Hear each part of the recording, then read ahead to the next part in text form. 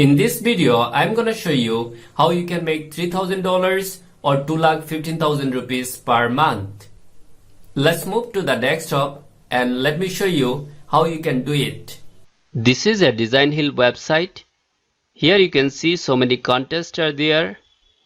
This is more than $500, more than $700. This is more than $1,000. So if you win these types of contest, you need only 3 contests to reach $3,000. So you can earn more than $3,000 if you join these types of big contest. Now let us visit to the next website. Here is the next website. So this website is called Logo Arena.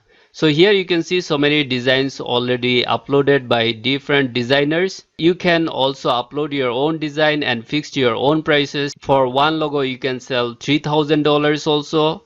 For $100 also, it depends on you how much you want to sell here. Daily if you sell one design here with a cost of $150, then it will take 20 designs to reach $3,000.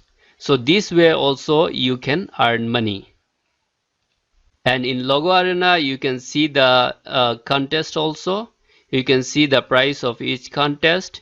You can join the contest and earn money from there too. So this is not a big deal to earn $3,000 as a graphic designer. Thing is that your skills should be high so that people will get attracted on your design.